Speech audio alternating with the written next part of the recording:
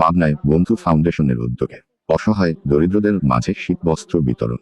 বেসরকারি উন্নয়ন সংস্থা বন্ধু ফাউন্ডেশনের উদ্যোগে পাবনায় দরিদ্র অসহায় মানুষের মাঝে 1000 শীতবস্ত্র কম্বল বিতরণ করেছে সংস্থাটির সদস্যরা। 22 জানুয়ারি বুধবার দুপুরে জেলা সদরের গয়েশপুর ইউনিয়নের পরিবার পরিকল্পনা হাসপাতাল মাঠ চত্বরে এক আনুষ্ঠানিকতার মধ্য দিয়ে শীতবস্ত্র কম্বল সুবিধাভোগীদের হাতে তুলে দেয়া হয়। শীতবস্ত্র বিতরণ অনুষ্ঠানে প্রধান অতিথি হিসাবে উপস্থিত ছিলেন রাজশাহী বিভাগের কেন্দ্রীয় যুবদলের যুগ্ম সাধারণ সম্পাদক ও জেলা যুবদলের আহ্বায়ক ইলিয়াস আহমেদ হিমেল রানা।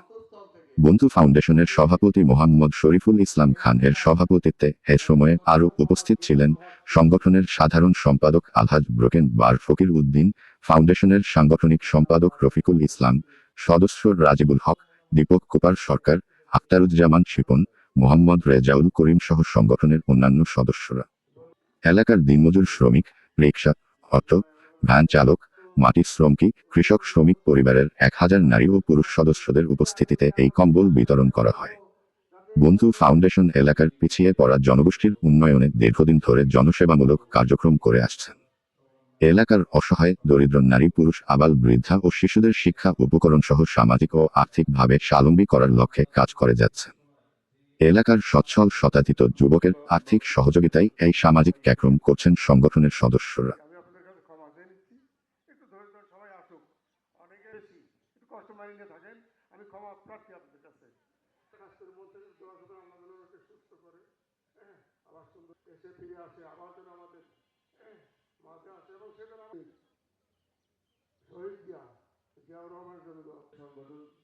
এই গয়েশপুর ইউনিয়ন যুবদলের সাধারণ সম্পাদক আজকের এই মহতী আয়োজন, সেই আয়োজনে অত্র এলাকার এবং এই অঞ্চলের আমাদের পরিচিত যারা বিএনপি নেতা রয়েছে পালিয়ে যেতে বাধ্য হয়েছে।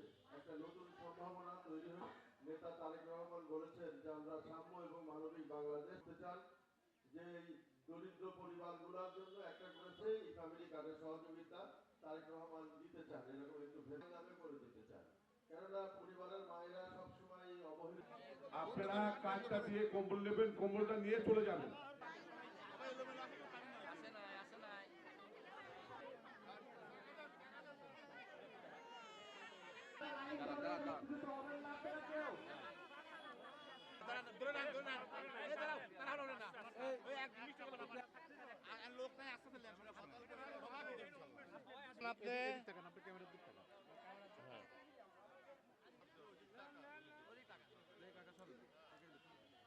বুঝতে পারছেন যে আসলে কোন সরকার ভালো আছে।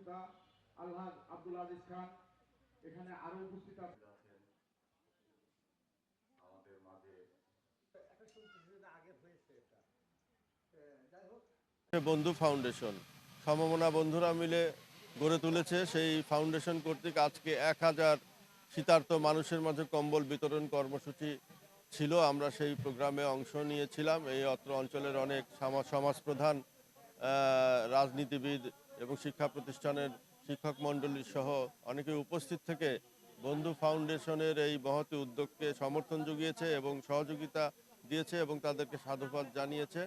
এই স্বাধীনতার এত বছর পরেও আমাদের বাংলাদেশে দারিদ্রতা এখনও আমাদের দূর করতে পারি নাই। এখনও শীতের সময় মানুষ কম্বলের জন্য কম্বল নিতে আসে, এটাই এক ধরনের ব্যর্থতা। আমাদের স্বাধীনতার 50 বছর পরেও আমরা একটা সুন্দর সচ্ছল উন্নত বাংলাদেশের লক্ষ্যে কাজ করে চলেছি।